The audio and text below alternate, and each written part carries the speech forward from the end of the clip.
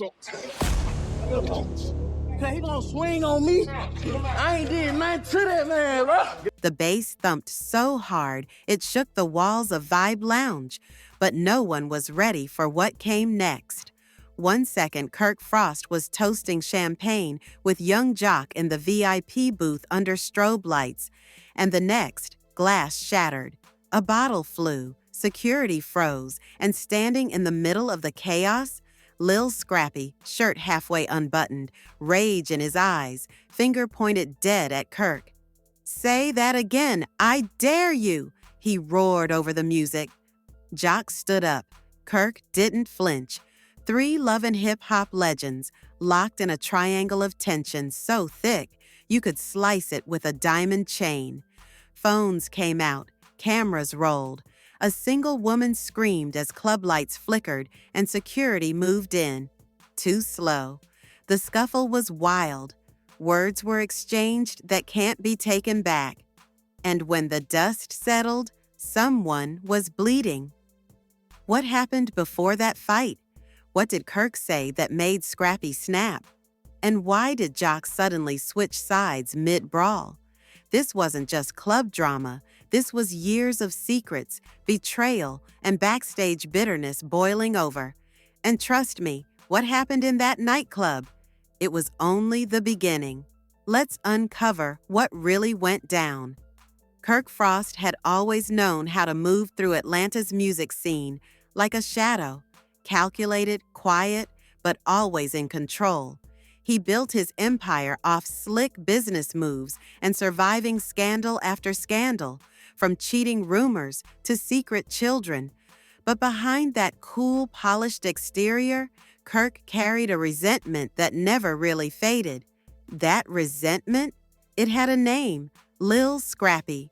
Long before cameras rolled on VH1, before the club lights caught that infamous glare between the two men, there was a silent war simmering beneath the industry surface.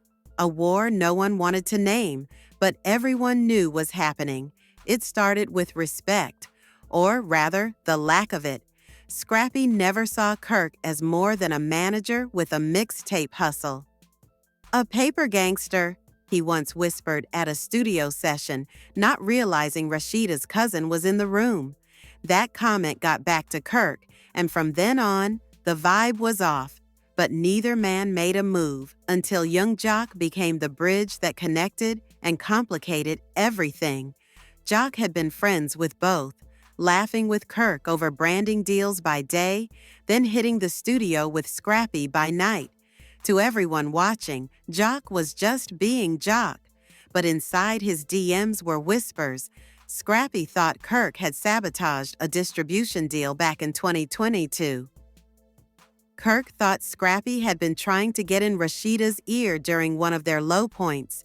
Neither accusation had ever been confirmed, but the distrust grew like rot behind a mansion wall. Then came the list. It was never public, but insiders knew what it meant. VH1 producers reportedly had a hit list of cast members who might get cut after the next reunion. And word on the street? Joc had slipped Scrappy's name to the execs to save his own spot. Scrappy never confronted him directly.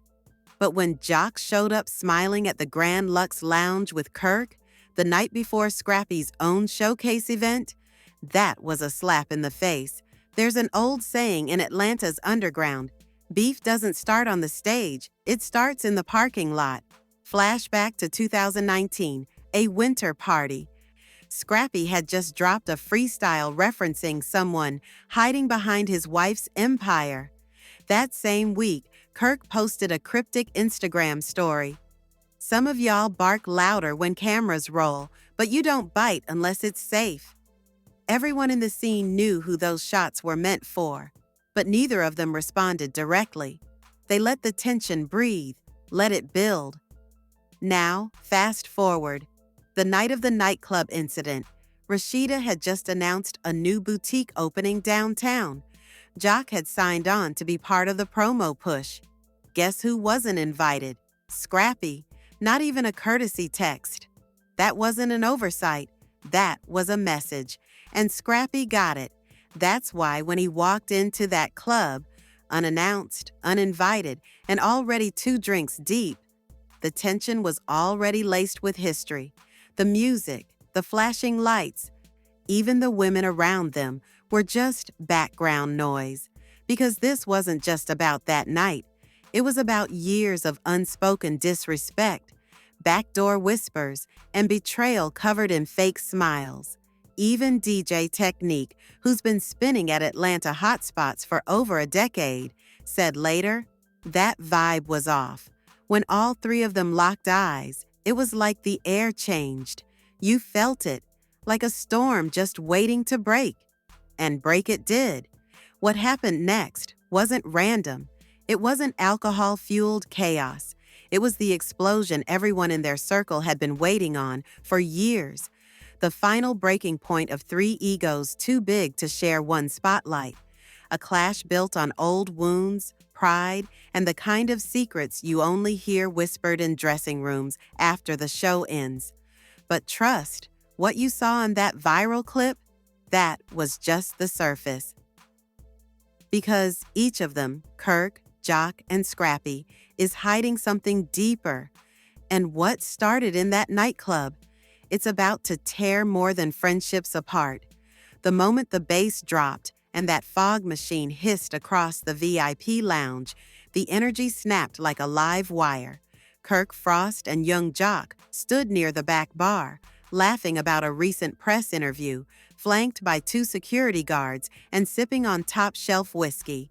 But the second Lil Scrappy stepped into the room, the air turned electric, tense, hostile, ready to burn. Scrappy didn't walk in alone. He came with 2 of his people, one being an up-and-coming rapper from Bankhead who'd been feuding with Joc on Twitter just a week earlier. No greetings, no nods. Scrappy locked eyes with Kirk across the velvet-roped section and smirked like a man who had nothing left to lose. People in the room felt the vibe instantly. DJ Enzo, who was spinning that night, even switched the track to something more mellow, hoping to cool the temperature. Too late, Joc tried to play mediator, extending his hand as Scrappy moved closer, but Scrappy wasn't there to make peace. He pointed directly at Kirk and said loud enough for everyone to hear, "You always hiding behind Joc like he gon' save you when it's go time." That was the spark. Kirk, known for keeping it low-key, stunned everyone when he slammed his drink down and took a step forward. "I don't need nobody to speak for me, bruh," he snapped. "If you got something to say it to me." Suddenly, the years of whispers, betrayal, and silent beef boiled into real-time chaos. People started pulling out their phones. Security tried forming a barrier. But no one expected what came next. Scrappy pulled out a folded letter. Yes, a physical letter. "Since you want to act brand new," he growled, "let's talk about this." He tossed it across the table. It hit Joc's glass, splashing liquor everywhere. Kirk picked it up, unfolded it, and froze. His face drained of color. Joc leaned in to read it too, and his eyebrows shot up. The letter, allegedly written by a former TP manager tied to both Joc and Kirk's touring business, exposed a buried deal gone bad. It accused Kirk of secretly blocking Scrappy's endorsement deal with a national liquor brand, the same brand Kirk later partnered with himself. Not only that, it revealed emails suggesting Joc had known about it the whole time. The betrayal wasn't just between Kirk and Scrappy anymore. Joc was implicated, and now it was on paper. People gasped. Joc tried to downplay it. "This is old, man. That letter ain't even verified. That deal was dead before you even showed interest." But Scrappy wasn't buying it. "You sat next to me for months pretending like we were building something. Meanwhile, you was letting him snake my bag." Suddenly, Joc wasn't just the neutral party. He was the middleman who lied to both sides. And that's when the punches started flying. It wasn't a full-blown brawl, not yet. But fists were definitely thrown. Scrappy lunged. Kirk stepped back, but not fast enough. A glancing blow caught his cheek. Joc grabbed Scrappy from behind, trying to pull him off, yelling, "This ain't it, bro. Not here." But by then, security had already moved in. Chairs were overturned. Glass shattered. Some girls screamed, and half the club started moving toward the exits while others kept filming. In a matter of seconds, the VIP lounge looked like a war zone. But here's the part that no one caught on camera, and only a few witnesses later confirmed to bloggers. As Kirk was being dragged out by security, a voice was heard yelling, "Ask him about the fake contract. Ask him what he signed in Rashida's name." That stopped everything cold. The club noise faded into background static. Joc went wide-eyed. Scrappy froze mid-scuffle. Kirk looked like someone had punched him in the soul. And Rashida, who had just arrived and stood near the entrance, heard every word. In that moment, a new mystery opened up. What fake contract? What was signed in Rashida's name?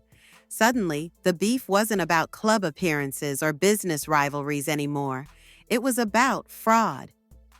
About lies involving Kirk's own wife. And whatever Scrappy knew, he wasn't afraid to burn the whole building down with it. Rashida turned and walked out without saying a word. And just like that, the fight ended. Not because the conflict was resolved, but because the next phase of this war had just begun. Because if what Scrappy yelled was true, then Kirk Frost had a lot more to lose than just a few endorsement deals. We're talking legal implications, broken marriage vows, and a scandal that could unravel everything he built. And the kicker? One of Scrappy's boys claimed to have the original document. But that's not all, because later that night, someone uploaded a blurry clip to a burner Instagram account showing Joc meeting with a TP brand rep in a hotel lobby 2 weeks before Scrappy's deal fell through. The caption? He knew. They both did. Now fans are asking, did Kirk really steal Scrappy's deal behind his back? Did Joc play both sides to protect his own coin? And what exactly was signed in Rashida's name? And why? The drama isn't just explosive anymore, it's criminal. The nightclub drama should have ended the moment security escorted Kirk, Joc, and Scrappy out the back exit. But it didn't. In fact, it only got messier, because what started as a physical altercation turned into a full-blown citywide scandal. Within hours, gossip blogs had already posted blurry footage. Club employees leaked inside tea, and Love and Hip Hop fans were doing detective work like they were on payroll. But behind the scenes, something even wilder was brewing. Fake magical messages. Yes, you read that right. Let's rewind to the morning after the fight. Kirk received a mysterious DM on Instagram. The message came from an anonymous burner account with the username Our Mirror Whispers 88, and it simply read, "The contract you forged is not the only secret you buried. Look beneath the wine cellar floor." Kirk immediately deleted it, thinking it was just a troll. But what freaked him out was that it included a photo, an old one. It was of him, Rashida, and Jasmine from nearly a decade ago, long before things hit the fan. A photo he didn't even know existed. That same image was later leaked to a blog with the caption, "This is where it all began. This is what he tried to erase." Meanwhile, young Joc started getting cryptic texts from an unknown number.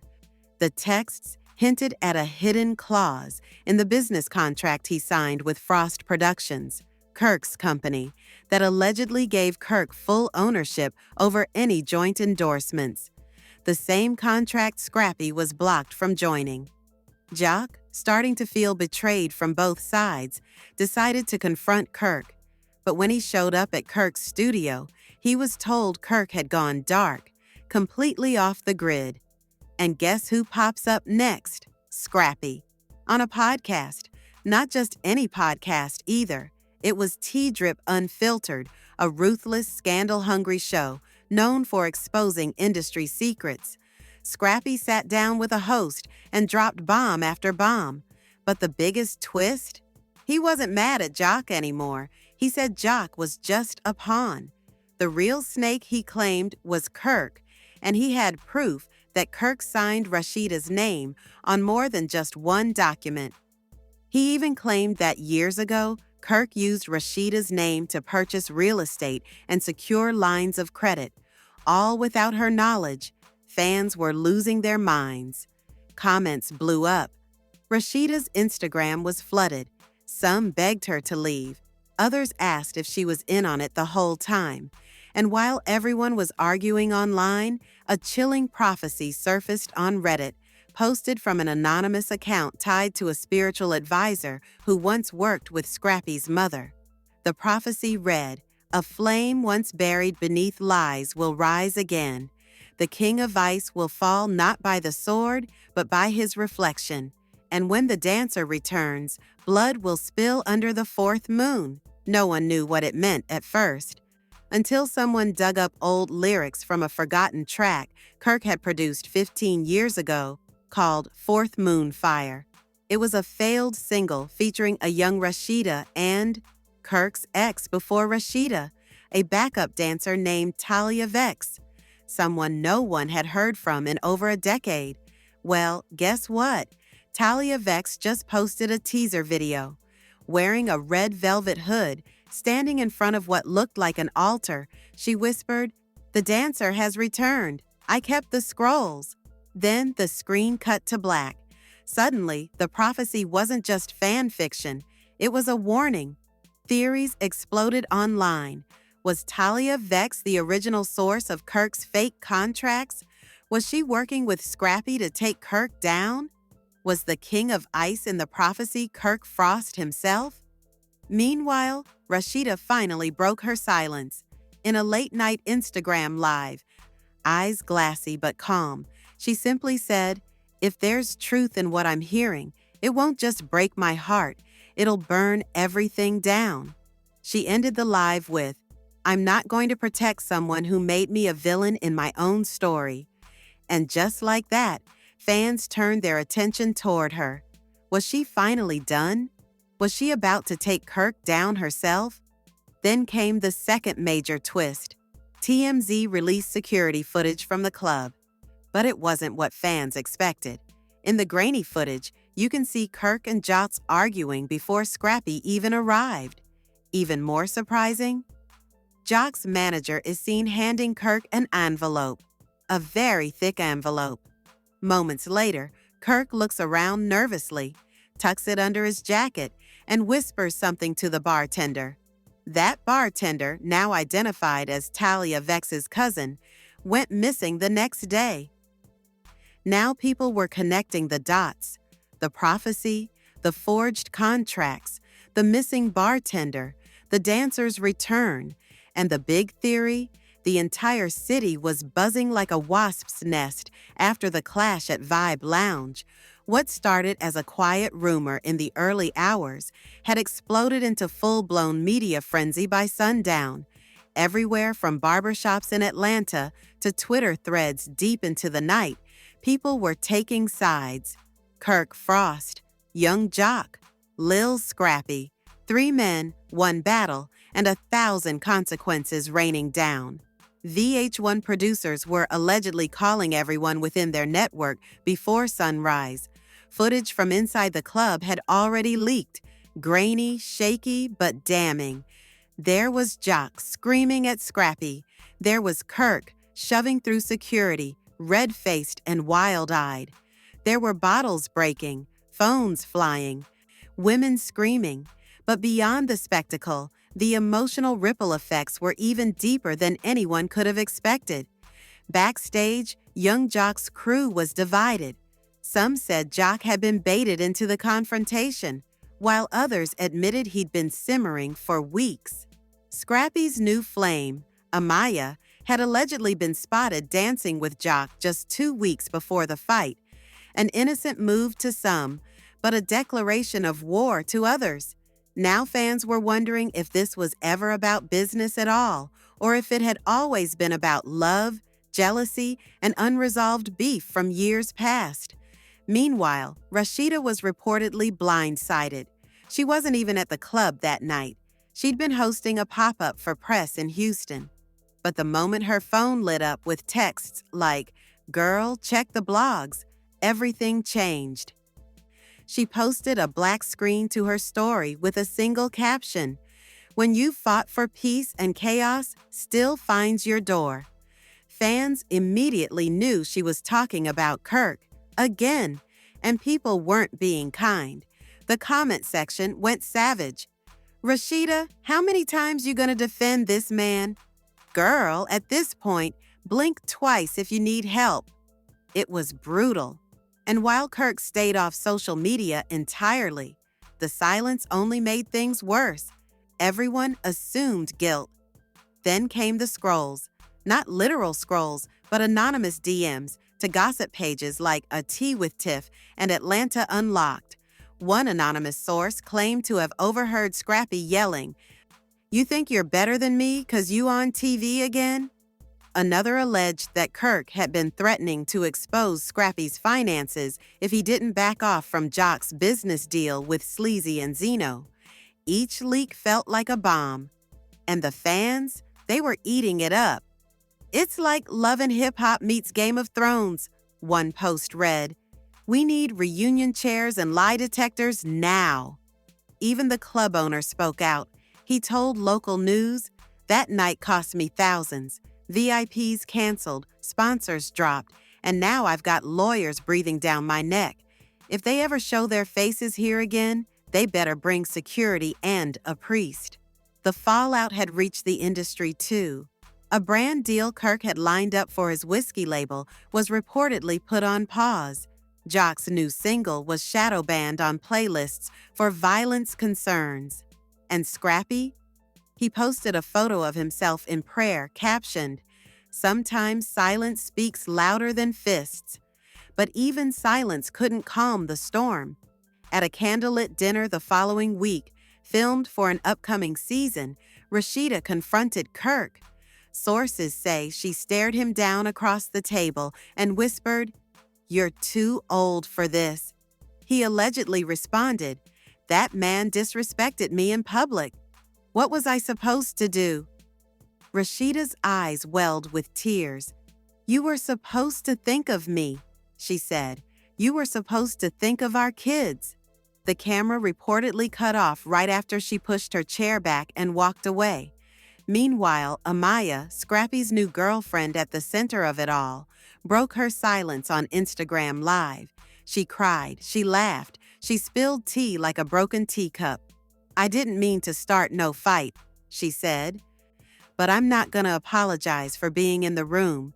Joc saw me first. Scrappy got mad. That's not my fault." But the fans weren't buying it.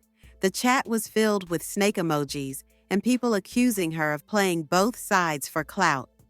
One user wrote, "Girl, if you wanted a storyline, just say that." By the end of the week, everyone had a theory. Some thought Scrappy had been set up. Others believed Kirk and Joc had planned the whole thing for attention. A few even claimed VH1 paid the club to let it happen. Conspiracies were flying like bullets, and nobody could say for sure what was real anymore. But what everyone agreed on was this: something bigger was bubbling under the surface. This wasn't the end of the drama. This was just the fallout.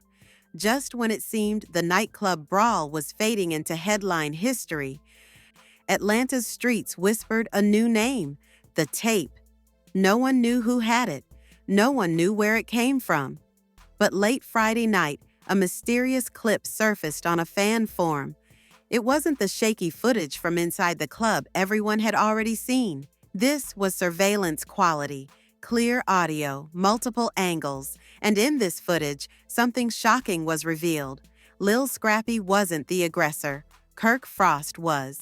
The video shows Kirk leaning over the VIP velvet rope moments before the bottle was thrown. He wasn't defending himself. He wasn't reacting. He was whispering something to a club promoter, something that, based on his lip movement, looked eerily like, "Tell Scrappy Joc slept with his girl." Seconds later, chaos erupted. Joc's face twisted in shock. Scrappy lunged not for Joc, but for Kirk. Suddenly, everything changed. Fans online lost their minds. The narrative flipped overnight. Kirk set him up started trending. People dug up old interviews, piecing together clues like digital detectives, and it didn't stop there. Joc, who had been riding high after the fight, posting cryptic photos with captions like "Real ones never fold," deleted everything from his Instagram the next morning. All of it, gone, like he'd been caught in something much darker than expected. Then came the biggest jaw-dropper yet. An anonymous source, allegedly a former Love and Hip Hop producer, contacted a gossip blog with documents. These weren't scripts. These were contracts. Pages of outlines showing that Kirk, Joc, and Scrappy had agreed to a staged altercation at Vibe Lounge, but with strict limits. No physical violence, no real threats. Just heated words and hype for an upcoming reunion special. So why did it spiral out of control? That's when someone uncovered the final piece of the puzzle. Rashida had found out. A leaked screenshot revealed a heated group text thread where Rashida cursed Kirk out just hours before the brawl. She warned him, "If you go through with this fake drama, we're done." Her words were raw, unfiltered. "You already embarrassed me for years. Don't you dare turn this family into another punchline." Kirk didn't listen, and now it looks like he's paying the price. But wait, it gets deeper. The same producer who leaked the contract claims that the drama wasn't just about TV ratings. Allegedly, Kirk and Joc were planning to launch a secret spin-off series and needed a public scandal to create buzz. VH1 execs had rejected their pitch until now. After the fight, rumors say a new contract was offered, but only to one person, Lil Scrappy. Scrappy hasn't spoken publicly, not yet. But fans noticed something strange. On Saturday night, he posted a single Instagram story, a burning crown emoji with no caption. Then silence, and now the internet is divided. Was this a real fight that went too far? Or was it a betrayal buried in business? Did Kirk manipulate Scrappy to get the attention he needed? And where does Joc really stand in all this? His sudden social media blackout suggests something is unraveling behind the scenes. Meanwhile, Rashida has gone radio silent. No more cryptic posts, no interviews. But a source close to her says she's furious and thinking of leaving Atlanta altogether. She's tired of being the collateral damage, the source claimed. She's ready to disappear. And just when the dust seemed to settle, another twist emerged. The club's owner, furious about the leaked footage, revealed that the full tapes haven't even been released yet. What's been seen is just the first 10 minutes. There's another hour of footage, and if it ever goes public, the reputations of all three men may never recover. So here we are. A fight that started with flying bottles has turned into a full-blown war. Friendships shattered, marriages threatened, careers dangling by a thread. And the only thing certain now? This story isn't over, not by a long shot. So now the truth is splintering, fast, messy, and unstoppable. Kirk Frost, Young Joc, and Lil Scrappy didn't just have a club clash. They walked into something none of them can control anymore. Betrayal, setup, exposure, and the internet? Oh, it's just getting started. That leaked footage wasn't the end. It was just a spark. Now we've got missing tapes, deleted posts, secret contracts, and wives ready to walk away. The walls are closing in, and someone, maybe all of them, won't make it out unscathed. But let's turn the mirror around for a second. If your best friend set you up for a fight just to land a TV deal, would you forgive them? If your partner publicly humiliated you over and over again, would you stay silent like Rashida? And what if you had a secret that could end someone's career? Would you drop it or use it as leverage? We want to know what you think. Drop your theories in the comments. Who started the fight? Who's hiding what? Is this really over, or is someone about to drop another bombshell? Don't just watch the drama, be part of it. Hit that like button if you're just as shocked as we are. Smash subscribe if you need part 2 ASAP, because trust me, we've got eyes on every twist coming next. And make sure those notifications are turned on, because when the next scandal drops, you'll want to be the first to hear it. This isn't just reality TV anymore. It's real life unraveling in front of us. And the next chapter? Oh, it's going to be explosive. Stay tuned. You won't believe what's coming next.